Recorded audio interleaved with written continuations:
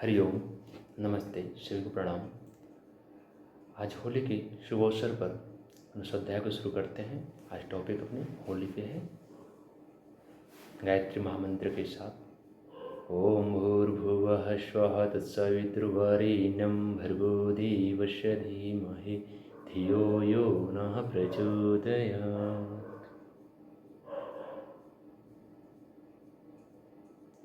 गायत्री महामंत्र की ऊर्जा को, कंपन को पूरी शरीर महसूस करें। शुभ भाव के साथ अपने हाथों को घर्षण करें, चेहरे में आंसू लगाएंगे, आगे खोलेंगे, सतीली देखेंगे। सभी को प्रणाम, नमस्कार। होली का त्यौहार समस्त हिंदू त्योहारों में अपने ढंग का निराला है। वैसे तो यह फसल के तैयार होने के उपलक्ष्य में वासंती नव षष्ठी यज्ञ का ही परिवर्तन रूप है और आज भी होली में नए अन्न की बालों को भूनकर खाना अनिवार्य माना जाता है। पर अब इसमें और भी अनेक सामाजिक तत्वों का समावेश हो गया है। जैसे हमारे शरीर जो है 5 तत्वों से बना है: आकाश, वायु, अग्नि, जल और पृथ्वी। इसी तरीके से हमारे जो है अन्न जो है उसमें सामाजिक तत्वों का समावेश हो गया है। इस त्यौहार की सबसे बड़ी विशेषता तो जो हमको दिखलाई पड़ती है यह है कि इसमें सामाजिक समानता का बीज विद्यमान है। होली ही एकमात्र ऐसा त्यौहार है जिसमें हिंदू समाज का प्रत्येक व्यक्ति एक दूसरे के संपर्क में आ सकता है। ऐसे त्यौहार हमारे हिंदू त्यौहार है कि एक दूसरे के संपर्क जोड़ते हैं, एक दूसरे के संपर्क में आते हैं, एक दूसरे से मिलते हैं। इस माध्यम से छोटे से छोटे व्यक्ति भी उच्च स्थिति के व्यक्ति के साथ मिलते हैं, उस व्यक्ति के साथ व्यवहार कर सकता है, कुल्फी का व्यवहार कर सकता है। यद्यपि हम इस त्यौहार में अनेक व्यक्तियों द्वारा प्रदर्शित किए जाने वाले गंदगी, अश्लीलता, मूर्खतापूर्ण व्यवहार का समर्थन नहीं कर सकते, तो भी इसमें पारस्परिक प्रेम, निसंकोच उल्लास, हार्दिक हास्य, विनोद और समानता का तत्व पर्याप्त रूप से समाया रहता है। होली का आरंभ कब और कैसे हुआ, आज इस पे भी अपन देखेंगे कैसे हुआ, कब और हुआ। तो इसके संबंध में जनता में कई प्रकार के विश्वास प्रचलित हैं। अधिकांश लोग तो इसका संपर्क होलिका द्वारा प्रहलाद को जलाए जाने की घटना से जोड़ते हैं कि उनको ऐसा हुआ था। इस घटना के माध्यम से समझते हैं लोग हैं। भविष्य पुराण में लिखा हुआ है कि ढूढ़ला नामक राक्षसी ने शिव पार्वती की तपस्या करके यह वरदान प्राप्त किया था कि वह सुर, असुर, नर, नाग किसी से ना मारी जा सकती है और जिस बालक को पा जाए उसे खा सके। पर वरदान देते समय महादेव जी ने यह शर्त लगा दी कि जो बालक विभत्स आचरण करते और निर्लज्जता पूर्वक फिरते पाए जाएंगी उनको तू ना खा सकेगी। इसका कारण उस राशि से बचने के लिए लड़के इस त्यौहार पर तरह तरह के विभत्स और निर्लज्जतापूर्ण स्वांग करते हैं और गंदे गंदे गालियाँ बकते हैं। होली का त्यौहार फागुन की पूर्णिमा को होता है, तो आज क्या है, पूर्णिमा भी है ना। आज के दिन महर्षि वशिष्ठ जी ने सब मनुष्यों के लिए अभय दान मांगा था, जिससे वे निशंक होकर हंसे, खेले, कूदे, आनंदपूर्वक आनंद ले सके। इस तरीके से आज के दिन बालक काठ की तलवार लेकर योद्धाओं की नकल करते हुए विचरण करते हैं। लोग होली में खेलते हैं, तलवारें चलाते हैं। ते परंपरा इसमें जहाँ चाहे जहाँ से लकड़ी कंडे उठाकर होली में डाल देना लोग के गाँव घरों में बहुत ज़्यादा होता है, अभी भी होता है। धूल और राख उड़ाना, जब वो जो राखें होती, जो होली का दहन होता है उसमें जो राखें निकलती है उसको लोग उड़ाते हैं, है ना, एक दूसरे के ऊपर छींटते हैं, उड़ाना, राख उड़ाना। नाड़ियों की कीचड़ तक के परहेज ना करना, नाड़ियों की कीचड़ भी एक दूसरे पे लोग डाल देते हैं। तो भी आज के दिन बालकों के लिए क्षम्य समाज समझा जाता है। बड़े आयु के व्यक्ति रंग से भले पिचकारियों और गुलाल, अबीर आदि से प्रेमाभिवादन करते हैं। शास्त्रों में गंध, पुष्प, गुलाल, अबीर आदि से क्या करते हैं, प्रेमाभिवादन करते हैं। शास्त्रों में चीज़ें क्या चीज़, गंध है, धूप है, दीप, नैवेद्य, दक्षिणा और फलों से होलिका का पूजन करते हैं। सारे विधि विधान है।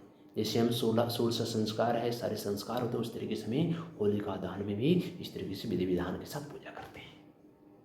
आजकल भी स्त्रियां गोबर से तरह तरह की आकृति की वस्तुएं बनाकर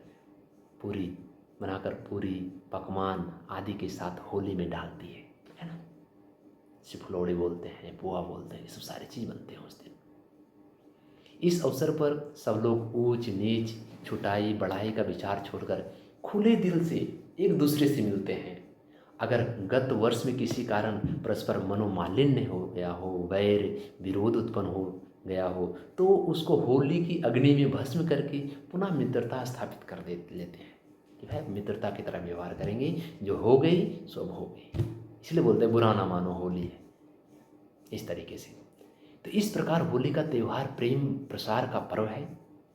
यह पिछड़े हुए फटे हुए हृदयों को मिला देना, टूटे हुए हृदयों को मिला देना। जात पात का जो घातक विष हिंदू समाज में व्याप्त हो गया है और जिसके कारण इस देश में फूट तथा कला का साम्राज्य फैल गया है, वह भी होली के दिन अधिकांश में हट जाता है। जो कला है, क्लेश है, सारी दूर हो जाते हैं, है ना। और भी किसी रूढ़ी अथवा नियम के कारण लोग उस आनंद को भंग करना पसंद नहीं करते। इस प्रकार यदि विचार पूर्वक देखा जाए तो होली का त्यौहार सामूहिकता के भाव की वृद्धि करने वाला, तो संगठन और ऐक्य को सुदृढ़ बनाने वाला सिद्ध होता है ना। एक करता है सभी को, एकता पूर्वक। एकता कैसे आएगी? जिन सब लोग एक हो जाते हैं, है ना, इस भाव को उसमें प्रदर्शित करते हैं होली के दिन। पर जैसा हम ऊपर लिखे, जो अपन भी पढ़े, सारी चीज़ देखे हैं, वह जो है क्या है, लोग हंसी मजाक होता है, नियम उल्लंघन की छूट मिली होती सबको, है ना, पूरी छूट होता है। तो इसका अर्थ यह भी नहीं समझना चाहिए कि हम ऐसा आचरण करें जिससे उपयुक्त उद्देश्य सिद्ध होने के बजाय उल्टा वैषम्य का भाव उत्पन्न हो। ऐसा नहीं करना चाहिए, है ना। नीच वृत्तियों को जड़ जमाने का मौका मिले, ऐसा नहीं। जैसे अधिकांश व्यक्ति होली को नशा करने का दिन समझते हैं कि भाई यार आनंद करो, नशा करो, बिंदास बस, है ना, ऐसा नहीं होना चाहिए।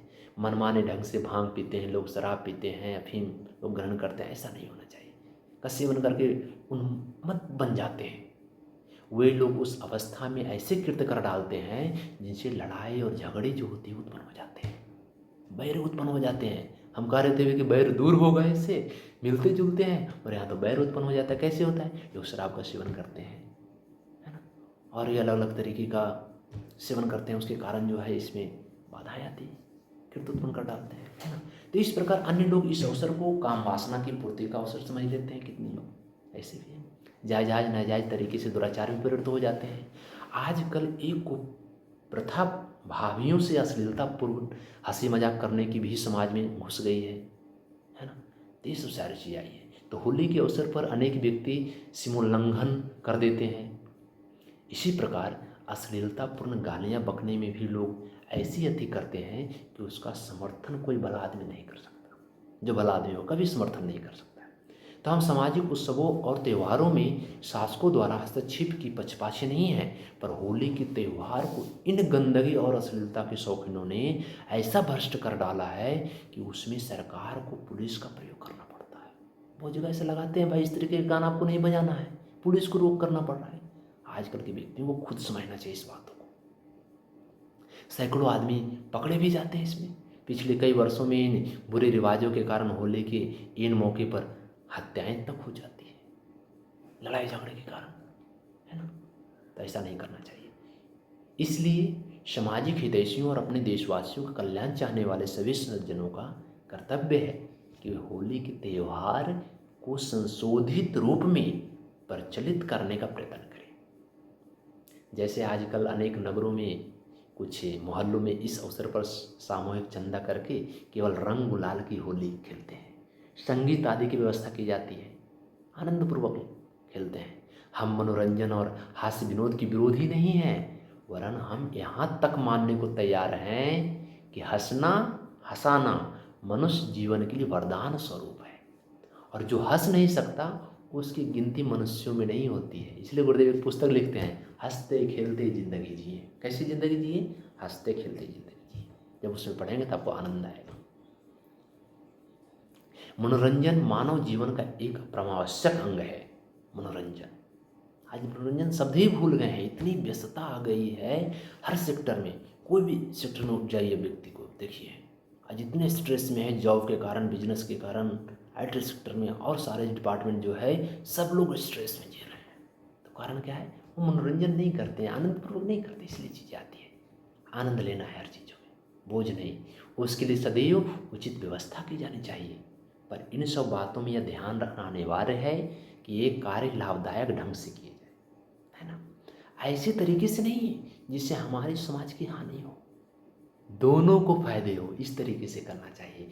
यह ख्याल करना बड़ी बुद्धिमता है, नहीं है बुद्धिमता, ठीक है ना, बुद्धिहीनता है कि हंसी मजाक गंदगी या गंदी अश्लील बातों के बिना नहीं हो सकता, है ना। हो सकता है। इस प्रकार के मजाक तो उस व्यक्ति के पतनकारी भावों या कुरुचि के प्रमाण है। बड़े से बड़े विद्वान, त्यागी, तपस्वी, महात्मा, समाज के नेता भी हंसी मजाक करते हैं, पर उनको गंदगी या अश्लीलता के आश्रय लेने की आवश्यकता नहीं पड़ती है। अतः हमको भी होली के अवसर पर इन सब को प्रथाओं से बचकर सुरुचिपूर्ण आमोद प्रमोद और मनोरंजन का व्यवहार करना चाहिए। इस समाज में जो है, इस समय हमारे समाज में अनेकों ऐसी रूढ़ियाँ उत्पन्न हो जा गई है जिसके कारण उन्नति का मार्ग अवरुद्ध हो रहा है। उनमें सामाजिक विषमता की भावना भी एक बड़ी प्रधान समस्या है। इनसे जातियों को टुकड़ी टुकड़ी कर दिया है और इस प्रकार उसकी शक्ति को निर्बल बना कर डाला है। एकता नहीं है, अलग अलग हो गए, बट गए अलग अलग में। जैसे कि अगर एक लकड़ी है तो हम लकड़ी को तोड़ सकते हैं, जैसे एक पेन है, एक पेन को आप आराम से तोड़ सकते हैं। पर इसी तरीके से अगर हम 5 पेन को इकट्ठा कर लेते हैं, ऐसे 5 तरह के रहता है, तो उसको हम नहीं तोड़ सकते हैं। तो कहा गया एकता में बल है। उसी तरीके से व्यक्ति एकता पूर्वक जीना चाहिए, टुकड़े में नहीं, अलग अलग तरीके से। तो आजकल बिना एकता के, बिना आंतरिक संगठन की सफलता असंभव है। तो हमारे कोई विद्वान नेता कह भी गए हैं कि संघ शक्ति कलयुग ही। कलयुग में क्या है? संघ शक्ति है। तो इस संघ शक्ति के प्रभाव से ऐसी जातियां भी हमको पराजित कर चुकी है जो संख्या योग्यता की निगाह से हमसे कहीं कम थी। इसलिए होली के त्यौहार का संदेश यही है कि हम जात पात के कृत्रिम भेद को त्याग कर अपना सामाजिक संगठन वैदिक आदर्श के अनुकूल करें। समाज के किसी व्यक्ति के साथ सामाजिक असमानता का व्यवहार ना करें। इसी उपाय से हिंदू जाति को पुनः नवजीवन प्राप्त हो सकता है। तो आज की बात यही समाप्त होती है। सभी प्रणाम, नमस्कार। शांति पाठ शाश्वत। ओम विश्वानि देव सवितर दुरितानि पराशुभ यद्भद्रं तन्नाशुभ। ओम शांति शांति शांति।